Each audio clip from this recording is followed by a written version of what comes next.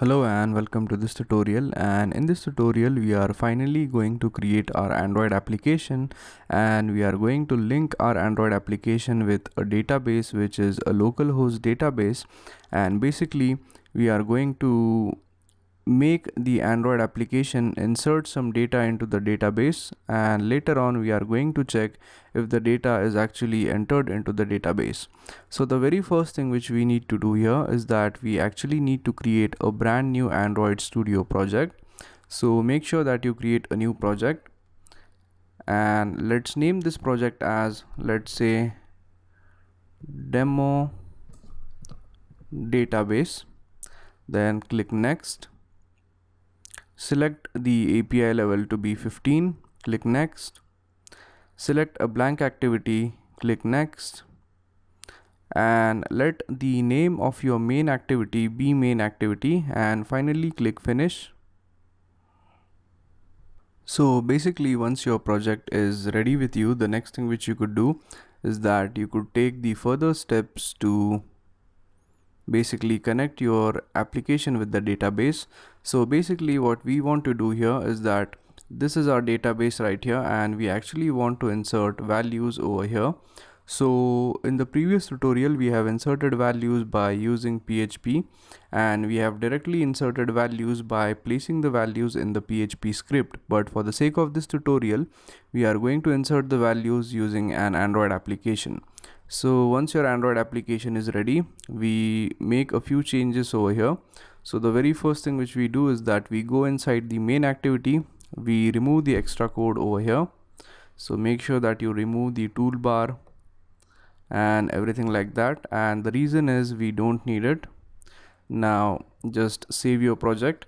And one more thing which you need to do here is that you basically need to create a brand new activity so as to basically allow you to insert data into the database.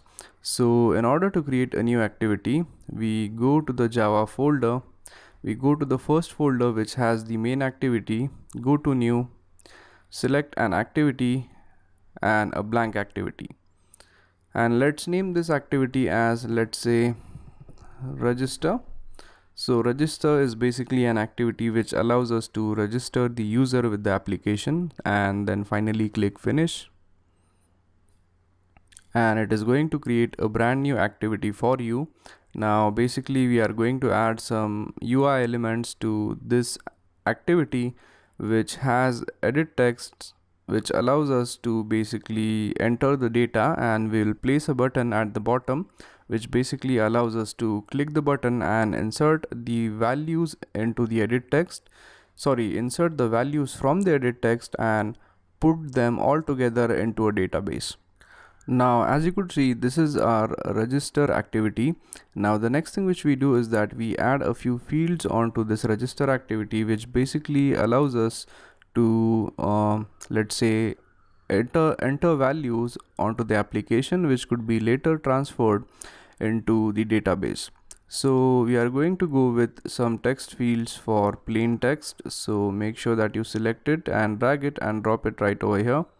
So basically we are going to select 4 of them, and that is because our database actually has 4 values in it. So make sure that you drag and drop 4 fields, and also in order to change the size of 4 of them, simply select all of them, go to properties, and instead of wrap content we are going to make it match parent. So as you could see, these are our 4 fields. Now the next thing which we do is that we also place a button here. So basically whenever we press that button, we are going to basically take all these values present right over here and put them all together into the database. And so let's name this button as insert, and also make sure that you assign proper IDs to these text fields, and the reason for that is that we'll be referencing these fields by their ID so that proper values get inserted at proper position into your database. So the next thing which we do is that we actually check which fields are present onto our database. So if you're not sure what are the name of the fields of your database, simply open up Mozilla or any web browser, type in localhost, go to phpMyAdmin, go to the project, which is nothing but our database, go to the table which is called as users, and as you could see, these are the names of our field. The first one is name, second one is password, then we have contact, and then the country. So we switch back over here and we actually give, or we actually assign IDs to these text fields. So simply select first one, go to property, search for the property called ID, and as you could see, this is the ID. Change this thing to name, and for the second one, so this is basically going to pop up for the very first time. Simply select this and click yes. So the next field, or the name of the next field, or the ID of the next field is going to be password. So select the next one, change the ID to password, select the third one, change the ID to contact, select the final one, and basically change the ID to country. And once this is done, we are good to go. So basically we close this thing because we don't need it right now. So now once we have the value of these four fields, the next thing which we do is that we basically write in the code to basically reference all these four fields so that we could actually access the data inside it. So in order to do that, what we do is that we go to register.java. So this is the register.java class file for this activity right here. So basically the very first thing which we do is that we remove the unnecessary elements like the toolbar and all that. So make sure that you remove it, and it's okay if you don't remove it, but I would recommend you to remove it. Now the next thing which we do is that inside here we get a reference to the edit text. So we go right here and type in edit text, and let's name the edit text as et, and let's name it as e underscore name. So this is the reference for the first edit text. Now let's name the second one as e underscore password. Let's name the third one as e underscore contact, and for the final one, let's name it as e underscore country. So once we have these four edit texts, we could go ahead and we could basically go inside on create and have a reference to each of the edit text. So for the very first edit text, which is e underscore name, we type e underscore name equals, and basically typecast this thing to edit text even before referencing it. So we type edit text, and in order to reference it, we use find view by id, and inside it we type in r.id, and the id of the very first edit text is name. So we type r.id.name. Now we do the same thing for the remaining three edit texts. So I am going to basically repeat the code for all of the three edit texts. So we type e underscore password equals, and again type in edit text to typecast it.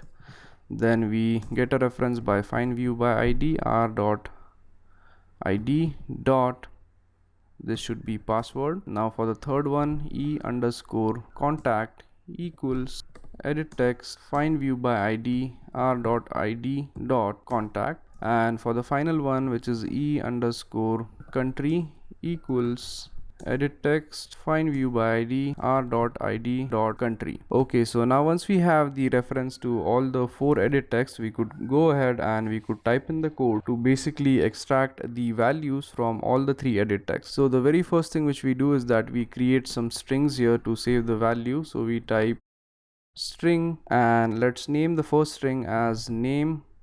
Let's name the second string as password, name the third one as contact, name the fourth one as country. Okay, now once we have these four strings, we actually need to go ahead and extract a value from these text fields. So in order to extract the value, what we do is that we make the use of the onClick method of this button. So basically select this button, go to properties, and basically let's name the onClick of this method as register. So we type reg user. So let's say register user is the onClick method of this thing. So make sure that you name the onClick as reg user. Now return back to the register.java and create a method here called as user reg, or basically reg user. So we go ahead and type in public void reg user and make sure to pass in the view. So we type view, and within this we are basically going to extract the values from all the four edit texts.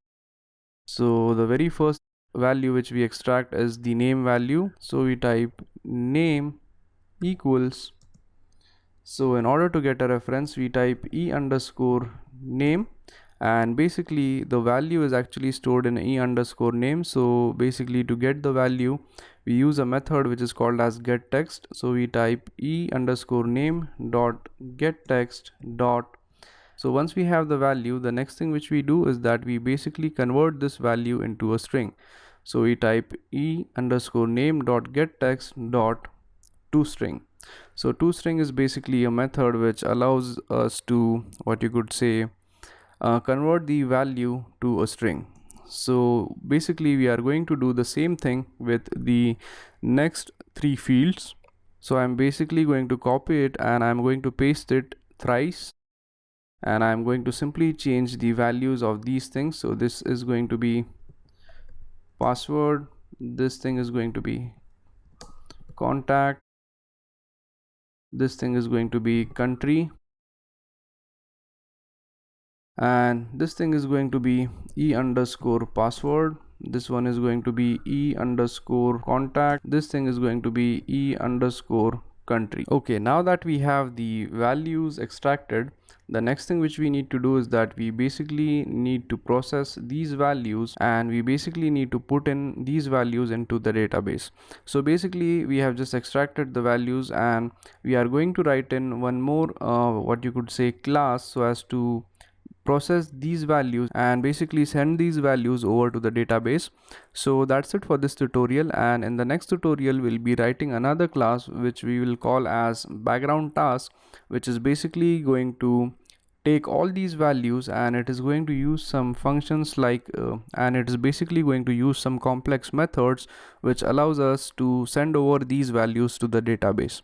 So that's it for this tutorial, and I hope you guys understood how to basically create a activity for basically inserting values into the database. So basically what we did is that we basically had four fields over here and a single button. So whenever we click this button, what we did in this tutorial is that we have extracted these four values, and after extracting these values we have basically converted them into a string, and right now the values are actually present in these four string variables which we have created right over here. So that's it for this tutorial, and in the next tutorial we'll be creating another class to handle and put all these values into the database. So thank you very much for watching this tutorial, and I'll see you guys in the next tutorial. Thank you.